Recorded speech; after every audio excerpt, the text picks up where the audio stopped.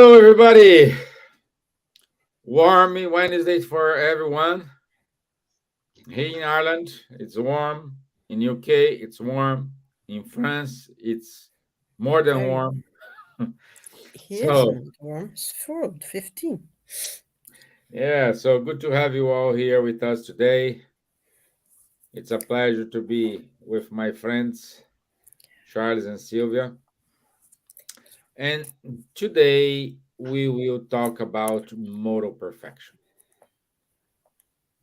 And moral perfection, at least for me, is connected with finding the reason why, answer your questions, why you're here, what's the purpose, why do you have to be here. So all these questions is related with the moral perfection, because as more you are evolved, more answers you will get it. So good evening, Elsa, my dear.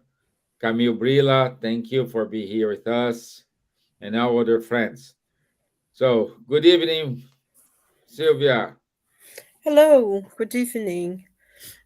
I hope everyone is well today. And today we're going to talk about something very interesting, which is virtues. And it's something quite deep subject, really. It's really something to think about and to meditate ourselves is very important. So welcome everyone who's there with us today, and those who maybe be listening to us at a different time. Welcome everyone. Então, boa tarde a todos. Hoje nós vamos falar sobre as virtudes, que é um assunto bem importante para nós, para pensarmos a nossa individualidade e o nosso progresso espiritual, e é um assunto bem importante, e bem-vindo a todos que estão dividindo esse momento conosco. Thank you. Bonsoir, Charles.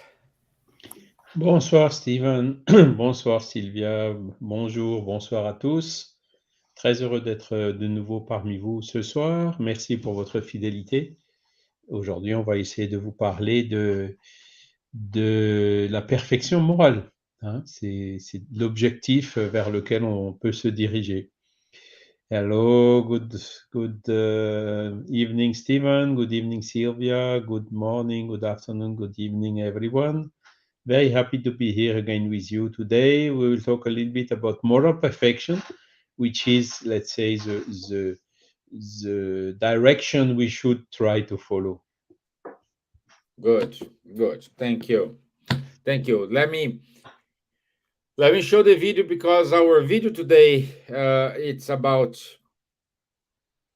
6 minutes, but the message is very good. And I want to say thank you to the Spiritist Federation of Florida with our friends from the Spiritist Academy produced this video, and I hope everyone like it. Let me share my screen. Okay, let's go.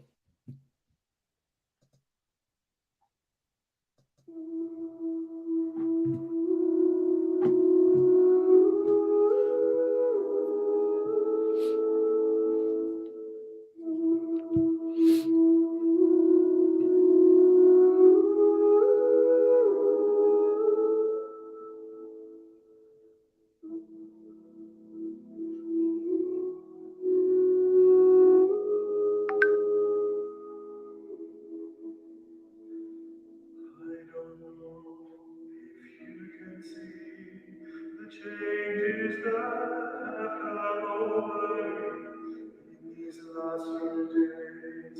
I've been afraid that I might drift away.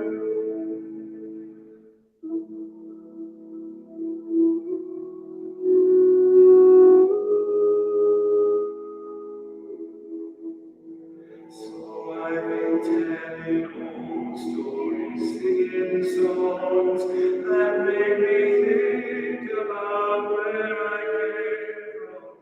That's the reason why I sing.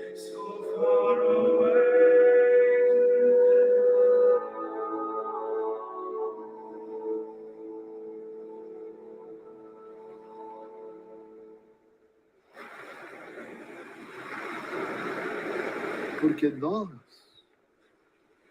nós, sociedade, nós estamos sem sentido. Perdemos o sentido da vida. Vidas vazias.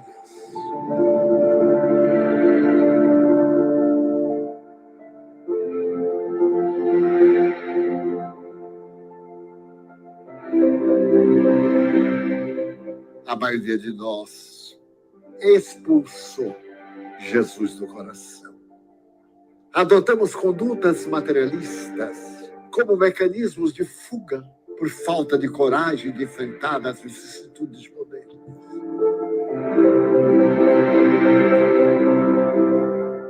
Em tempos de tanta derrotismo, pessimismo, fugas da existência corpórea, porque ninguém pode fugir da vida, eu sinto isso, eu sinto a graça de poder existir. Eu existo. Olha que coisa linda, eu existo. Viver é uma experiência encantadora. O sentido da vida é viver. Não temos como interromper esse ciclo de vida, porque a vida continua. Nós prosseguiremos vivendo. Nada morre. Tudo se transforma. Embora tenhamos dificuldades, desafios, temos também todas as possibilidades de solução. Todas as possibilidades evolutivas. Cada existência reencarnatória é oportunidade para nos refazermos, refazendo nossos atos.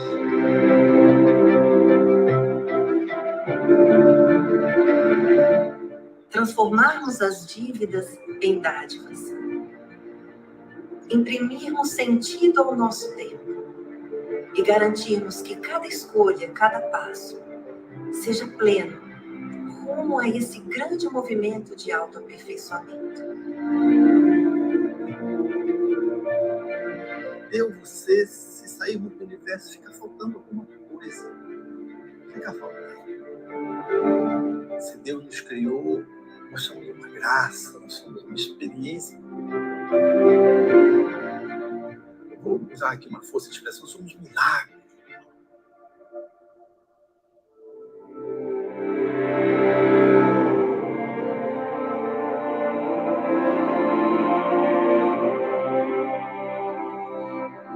A razão do sofrimento é solucionada através do amor.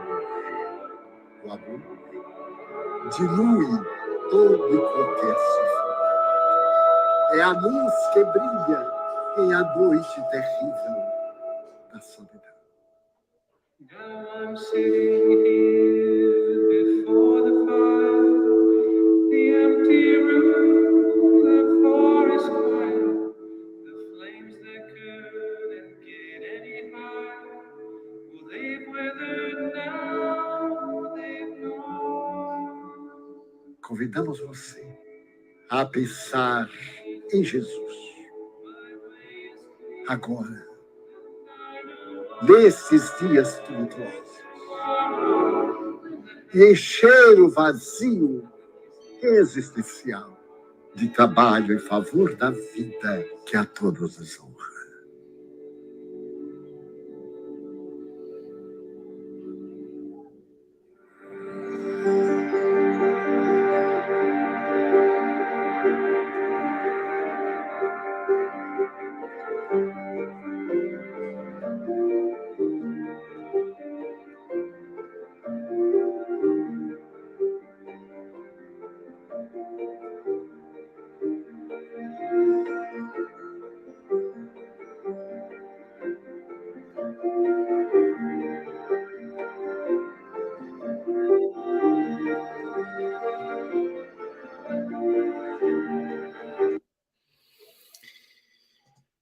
Okay. Hope you like the video.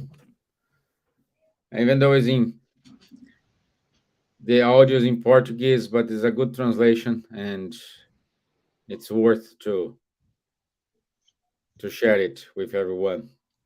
And Divaldo is Divaldo everywhere. You know. So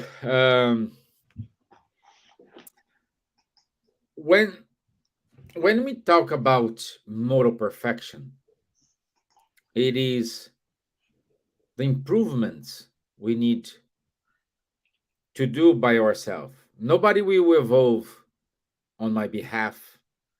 Nobody will feel the pains I need to feel on my behalf.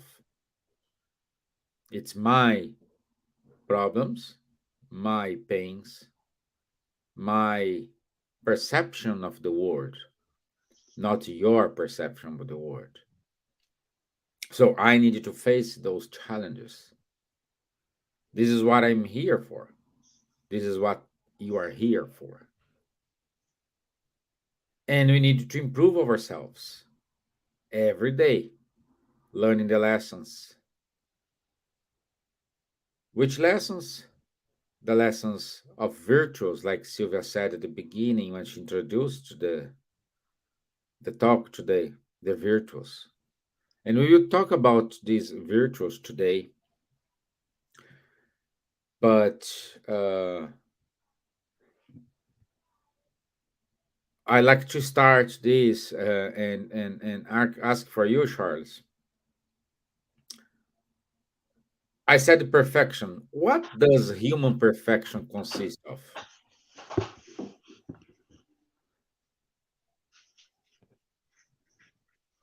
That's a good one. Very open question. Yeah. Yeah, I mean, let's go back a little bit to Jesus. And Jesus, this question was made to him. What is the most important? What is the law, the most important law? And his answer was very simple and straightforward. Love God above all, and do love your neighbor as yourself. Okay. So you talked about Divaldo at the beginning. It was a pleasure to hear his voice. He told once in a lecture he gave in France, and probably he repeated it elsewhere as well, that when you take the gospel, so it's very, small letter, very thin paper, a lot of pages and so on, you can summarize all this in one word, which is love. So all the rest in the gospel is how to apply, how to giving examples, different cases, and so on. But it's everything about love.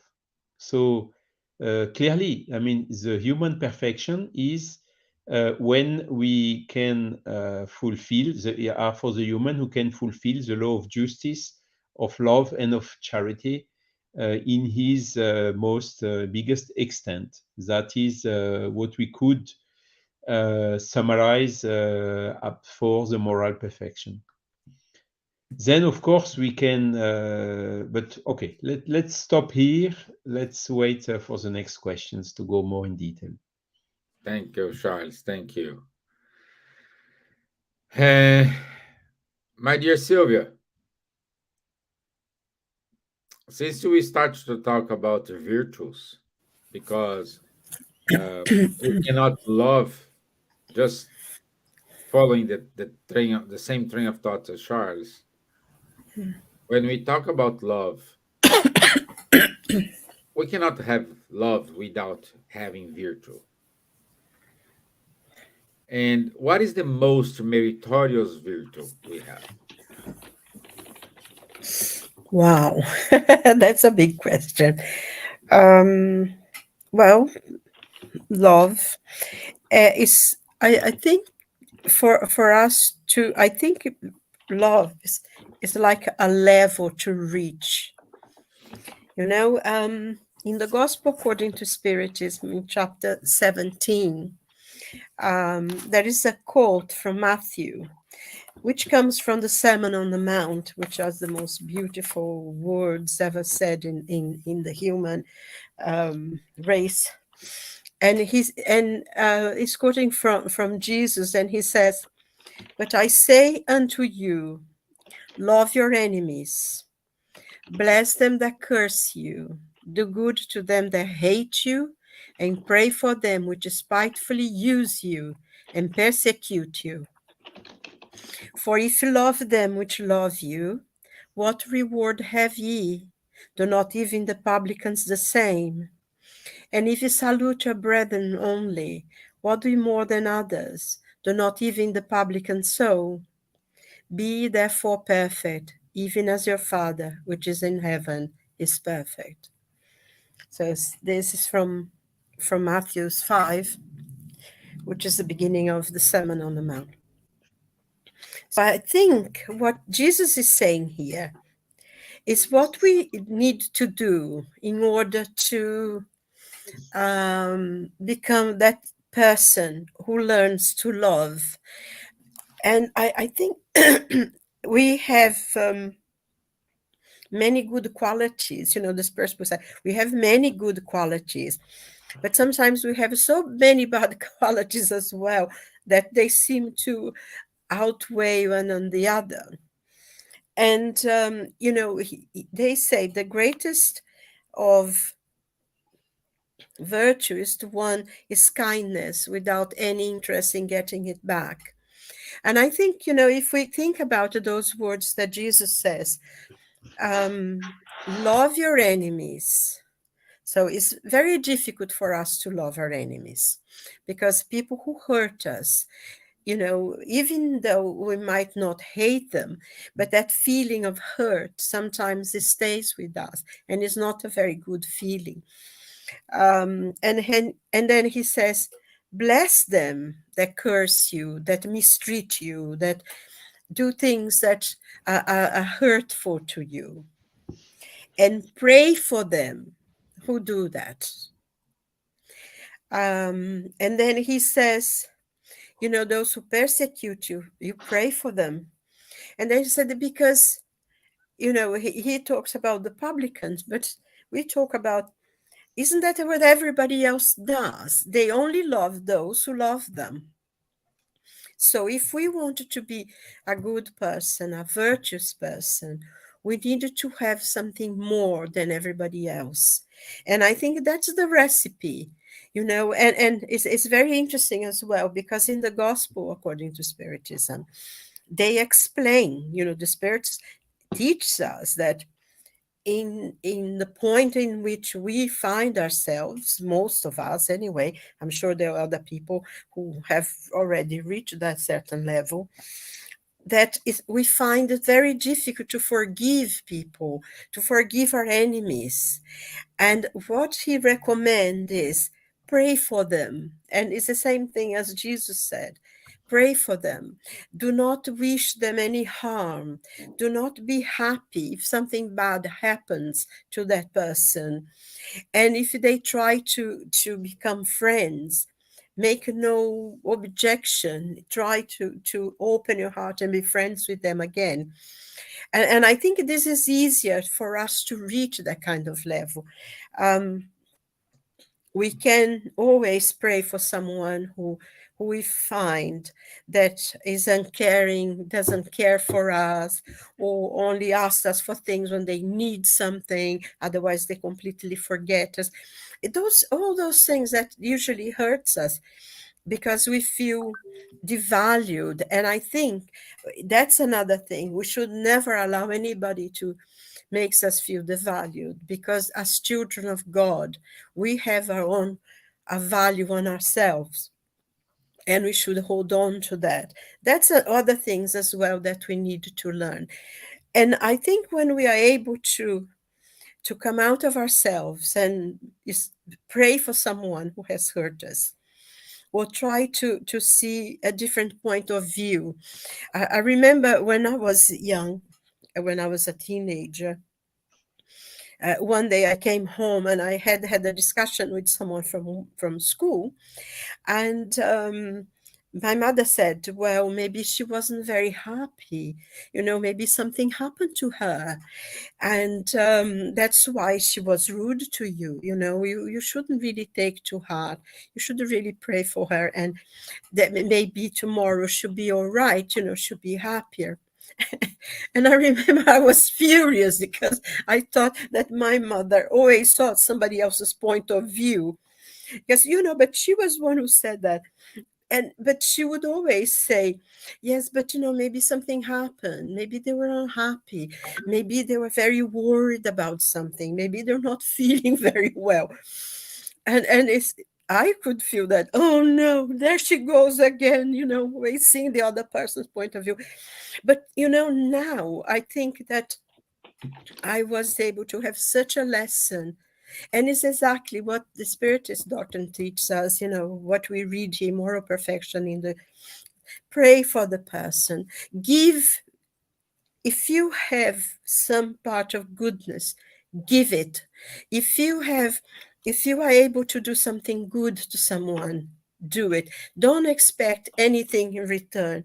Maybe that person will never recognize all the good that you've done, but I think the good in itself makes us feel better.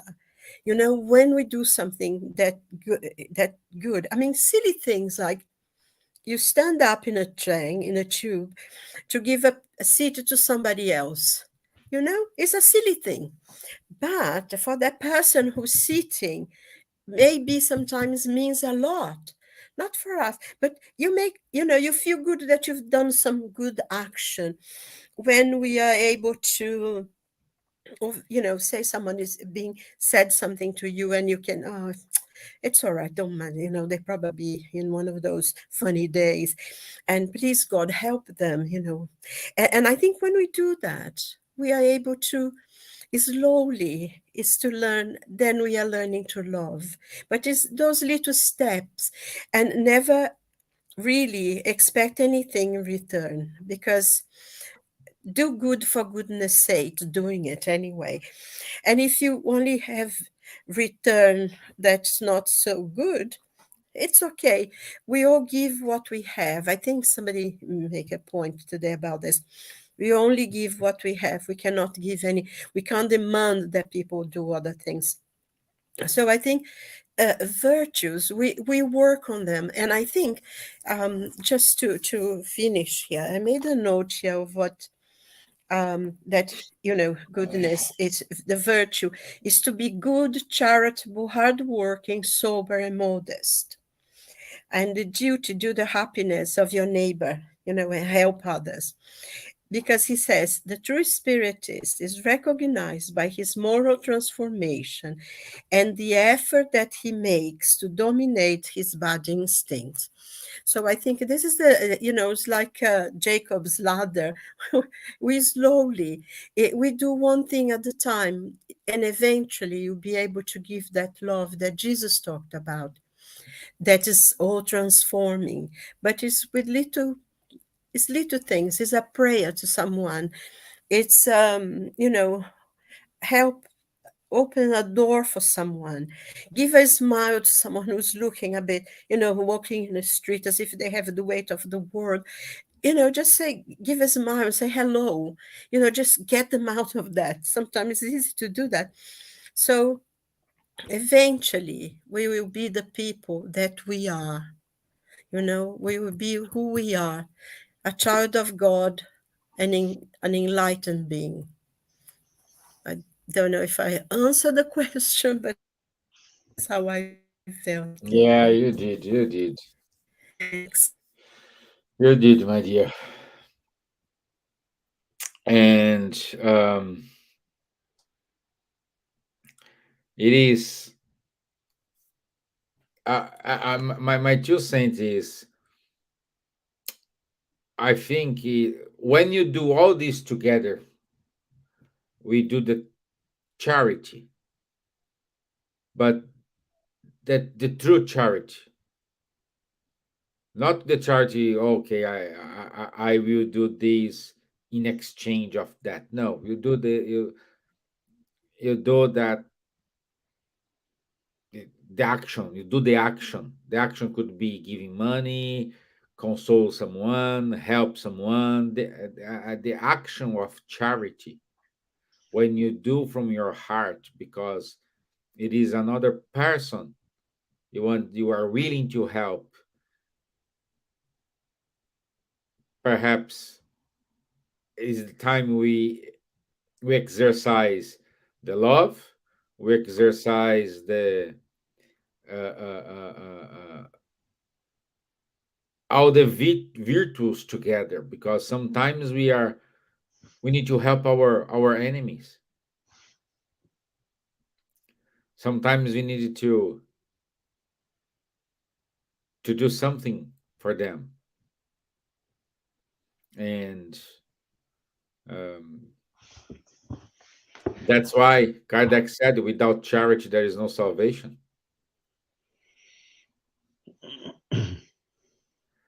And let me see if I have any questions for anybody here. Oh, Camille said he loved the video. I love this video, gets me every time. Daniel Nogueira, good evening, Daniel. Thank you for being here. But I'd like to propose here a kind of open question for three of us. Instead of direct this question to someone else, I would say the open question, we can debate here. We talk about here learning, virtues, charity, love our enemies, love, well, we talk about this, but what is the relationship between responsibility, duty, freedom and commitment, and moral act? Ah, Simple like that. yeah, it's a good one. It's a good one. I would maybe when you told about your enemy, of course, the virtue is disinterested, so you do it without thinking. It's like a natural Yeah. behavior which comes directly from the heart. Okay, but at the beginning you need to think a little bit. If you pray for your enemy and your enemy, thanks to your prayer, gets better, he may stop to be your enemy. So it's in your interest to pray for your enemy. That's the reasoning behind. But we should not reason. We should have it.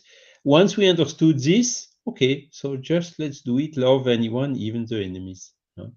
So to make the link with your question, this is the we have the freedom, the free will. So we can choice select between good and evil. We can select to love our enemy or to hate him. This is our choice. So our freedom is lying into this free will that God has given to all the human beings. Of course, the freedom and the free will is developing more and more according to the evolution. A lot of people, for instance, with low evolution are not free. For instance, the one with an addiction to buy something or whatsoever, or the one who always wants to have the last material stuff, whatever, he's not free because he's depending on something that he cannot get free of. So the real freedom is really coming only with the evolution.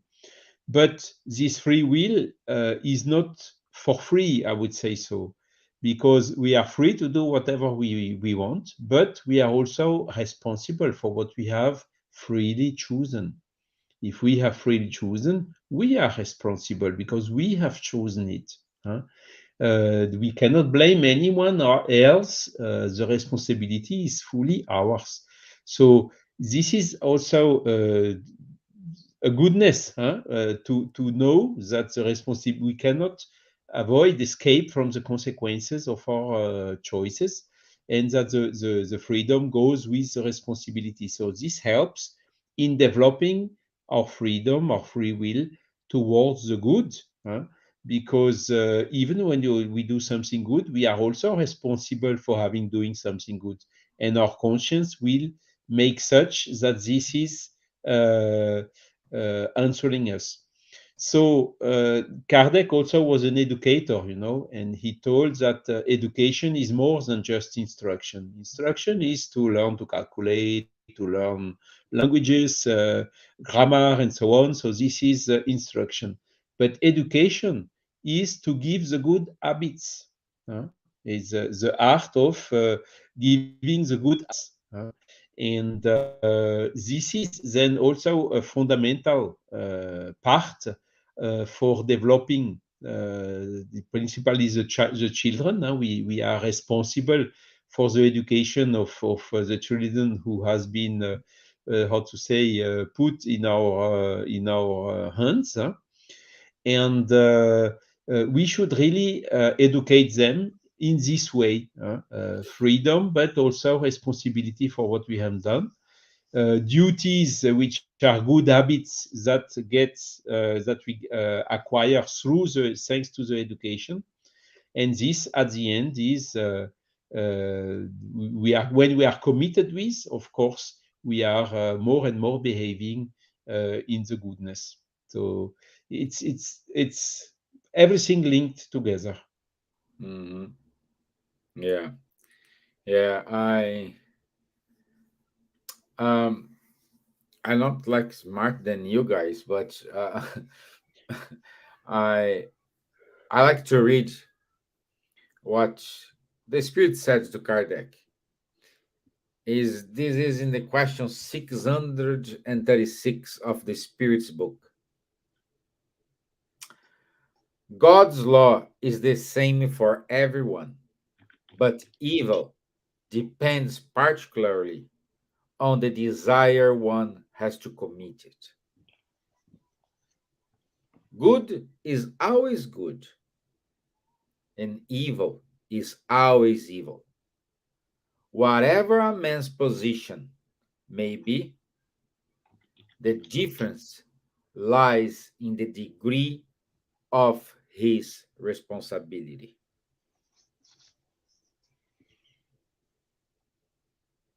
So everything is on us.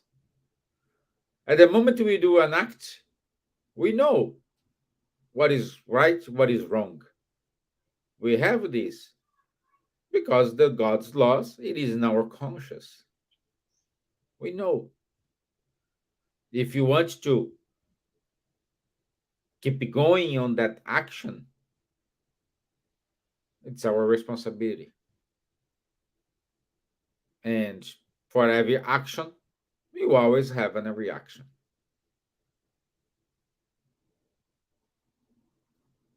What do you think, my dear Silvia?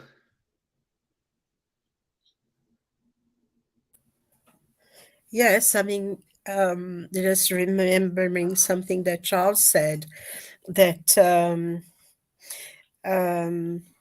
we are free to do whatever we want, but then we have to be able to bear the consequence of what we do. Nothing is forbidden, but the responsibility as well. And I think this is very, very important because, uh, in, as you said, God, the Spirit teaches us that God's laws is in our conscience. So, giving this, every single person is already born with the knowledge of good and evil. So, if we choose to do something wrong, it's a choice. Sometimes we know that sometimes we have spiritual influences. We know that, and the situation is such, the ambient where we live, we know all this way quite a lot, but ultimately I think is a choice, because we do have sometimes a lot of negative influence from the spiritual world and from the world around us as well, from spirits from both sides of life, but they are able to get into our mind somehow, because our behavior is such that allows them. I'm reading, sort of rereading, studying one of André Louis' books. And this person, in his house, he's got these two obsessors who practically live in his house. And they completely control him. They want to drink, so he goes and drinks. But he's like that. And it's interesting, it's such a really fantastic lesson to learn, because they are there. They have, a lot of influence, and to the point that he commits the most horrendous crime. And he is given incentive, of course, but it's his choice. He plans things. He goes and he creates situation so he can do what he wants to do. And it's very, very important, this, because we see that there is the influence of the spirit that can manage him, but he himself is in the same level of the spirit who's controlling him. He chooses to do it. He plans to do it. And I think this is very important for us, because we need to say no to our own things. I mean, going back to what, I read before, that the true spiritist, or the good person, is known by their moral transformation, the effort they make to control their own negative instincts. So I think that's one thing we really need to think about, because if we make an effort to get better, to be a better person, this kind of influence will be less, because, of course, the spirit benefactors will come and will give us more resource to fight against evil. So if we make a little effort, we will have the good spirits helping us and guiding us and sustaining us in the moments in which we are weak. Because we choose what we want to do, right or wrong. So even under influence, that they wouldn't be able to have that much power over us if we would not allow them. If something inside us, it's almost like, connive with the other. You meet halfway because you're the same. But if we make the effort that, no, I'm not going to make those kind of mistakes anymore. I'm not going to have that kind of thoughts anymore. I'm going to make an effort. I'm going to pray instead of keeping anger, because anger and hatred and all these kind of things are they weigh on us, on our spirit. And, it's funny, because if anybody watched Star Wars, in one of the stories, why Darth Vader, who became, sort of half human, half a machine, completely no feeling, no sentiments at all, but why he was a really good person. He was a person of light, but in one moment he became really angry and hateful, and he went to this most horrible vengeance against some people, and that's what turned him into the dark side. I mean, it's interesting, because we find this in culture. The spirits teach us in culture. I mean, if you give in to hatred, you go to the dark side, even though you had some weight, you had some good thing. So that's why it's very important for us to be aware of what we do, what we think, what kind of words we use, and to really pray, because prayer is what sustains us, is what brings to us the good spirits and the goodness. That's what I feel really. Our responsibility ultimately is with us. It is. It is. It is, my dear. And also, I like um, in the Spirit's book, the question 643, which is complements with 680. what question 643 says to us. There is nobody unable to do good. Only the selfish person never finds an opportunity to do it. Being in contact with others is enough to provide you with a chance of doing good. And every day of your life offers you such a possibility. So long as you are not blinded by selfishness, doing good goes beyond being charitable. It also includes being useful to the full extent of your powers whenever your assistance may be necessary. It is exactly what you both said.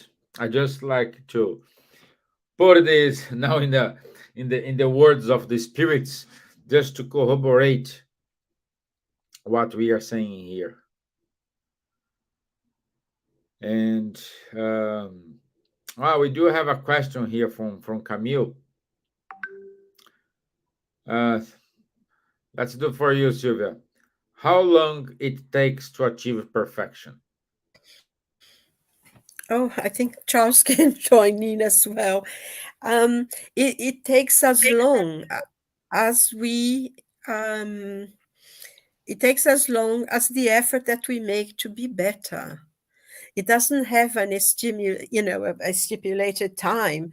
If we start from now making changes, the way we think, the way we say, the way we do, if we learn to be more forgiving, to be more giving, to be more indulgent, I think one of the greatest things I think that we learn in Christianity is the question of being indulgent.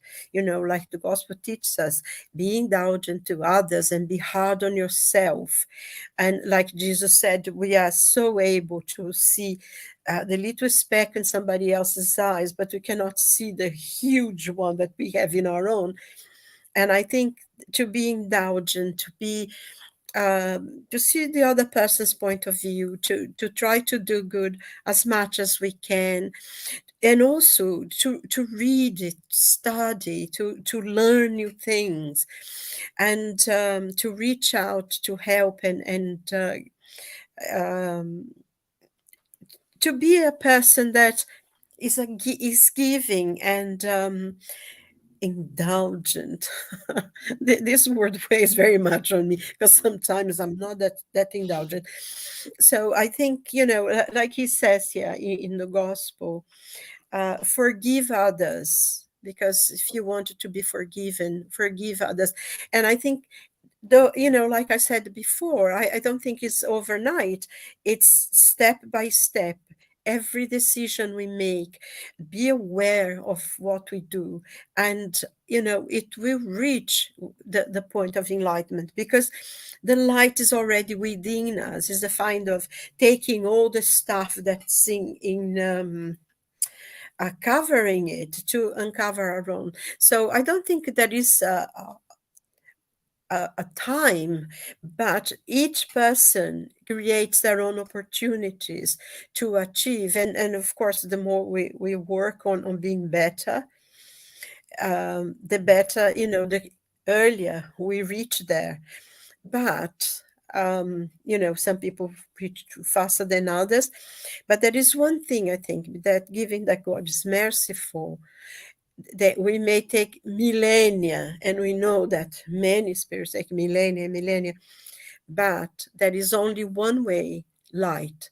I think there is a question in the spirits book, I can never remember the number, but Kardec asked the spirits, but will everyone be enlightened? And the spirits respond, it's our destiny.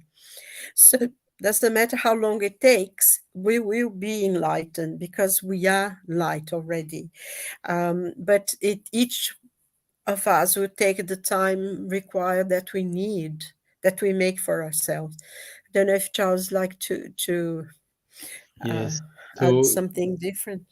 if we consider the fact that the absolute perfection is only God, we will never reach perfection. Or in other words, we need an infinite time to reach perfection, because absolute perfection, like, when you do the mathematics, you draw a curve, you have the asymptote, and the curve is coming close to the asymptote, but it never touches it. But at a given point in time, only with the thickness of the line, you cannot see the difference anymore. So I fully agree with the answer of Silvia. It depends on the efforts we are doing to reach that goal. If some are quicker, some are slower, so it's up to everyone. And interestingly, you thought about the indulgence, you thought about forgiveness, but just to recall, the huge consistency of the Spiritist body of knowledge. Kardec is saying, out of charity, no salvation. Okay, it's not out of Spiritism, no salvation. It's out of charity, no salvation. So the atheist which is doing charity will be saved, and the Spiritist who is doing nothing will not be saved, at least in this life. Only when he will reach that level. And what is the definition of the charity? It's a question 886. It's benevolence for everyone, even for the enemies, as we told already.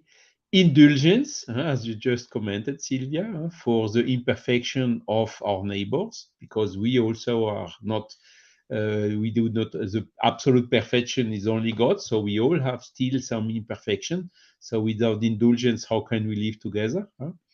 And forgiveness of the harm that the other may have caused us, because as we have imperfection, of course, sometimes we may harm someone, and we need to have this forgiveness. Otherwise, how can we again live together and build things together? So you see, everything is consistent, and we always reach, how to say, it's far away from just throwing a coin or doing something like this. And in order to illustrate also the goodness, we should also question a little bit, what is the opposite of the goodness? What is the worst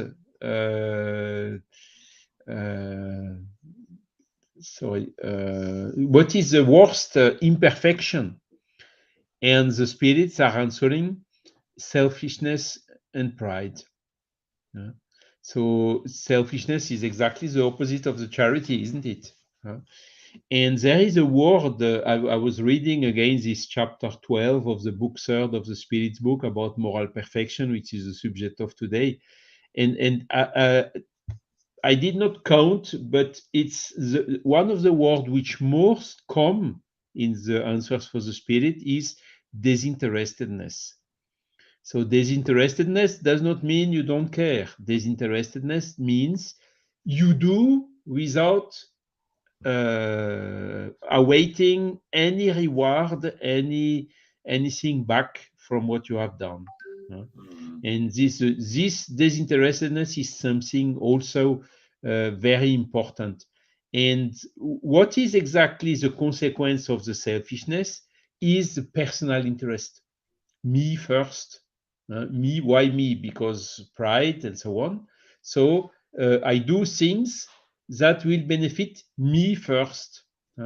While the charity is the opposite, is going with abnegation. You sacrifice your personal interest if it is for the sake or for the goodness of the global collective interest. So these are clearly the signs where that we can observe in ourselves, and that we can recognize how far we still are from this true charity, this true disinterestedness. Yeah, Charles. It is absolutely right. And our friend Marco Davis here, he mentioned Kant, the philosopher, and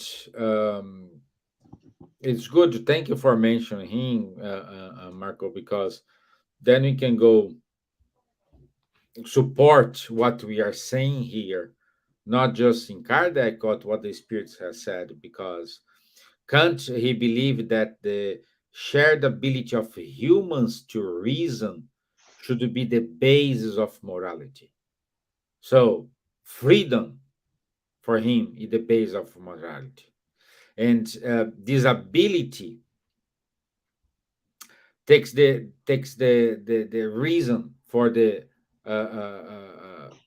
moral meaning for everyone.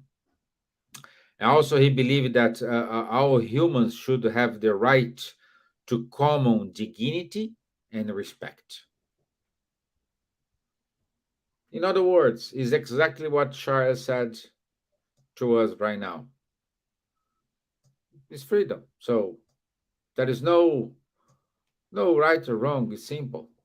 And I love when Charles says this: atheist who is charitable, who does things without any interest, he does this because he thinks is right.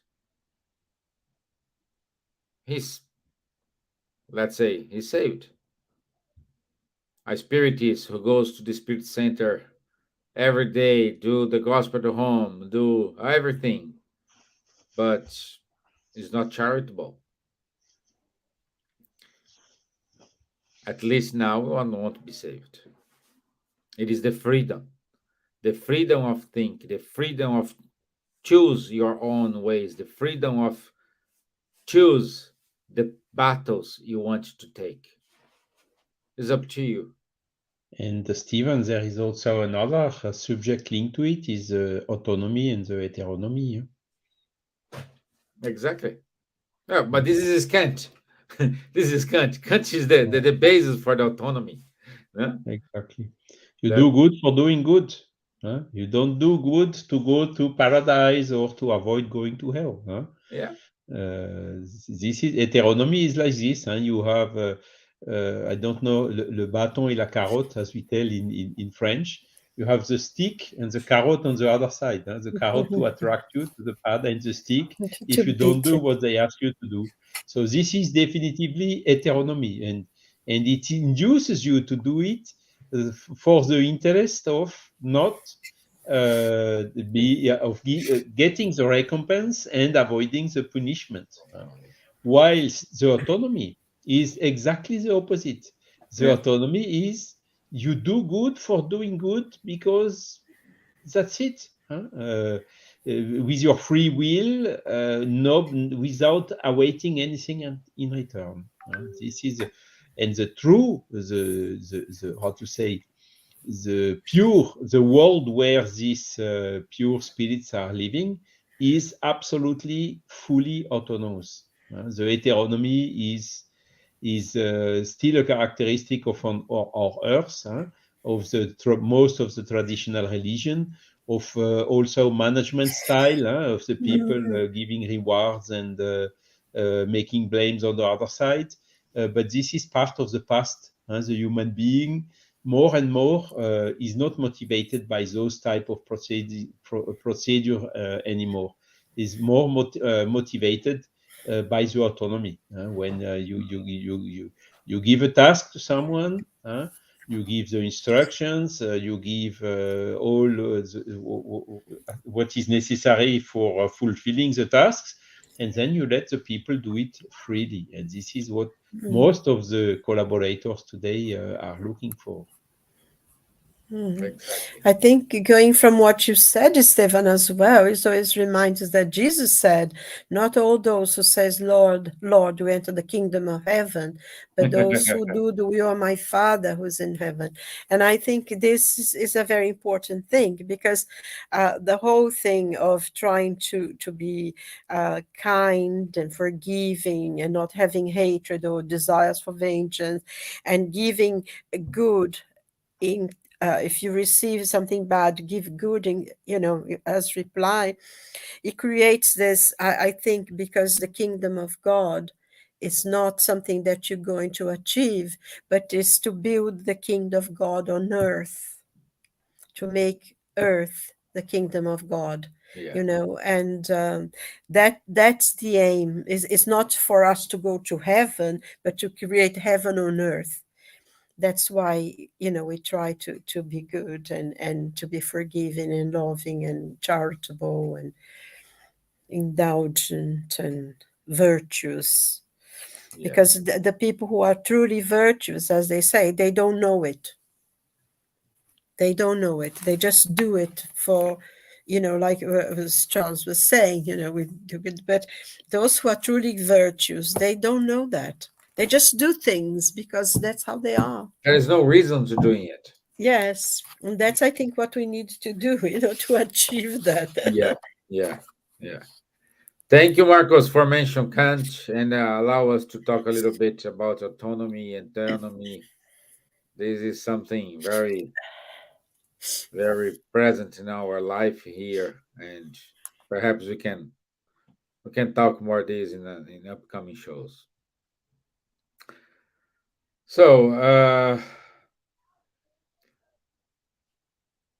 can we finish here? Can I go to the announcements? So, I think we explore the topic, and this topic will help us for next week uh, topic.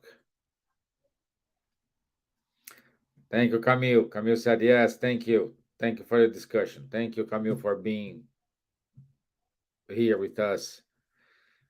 And today we have a lot number of participants. So we have more than 25 participants we had today. So it's good. It's good.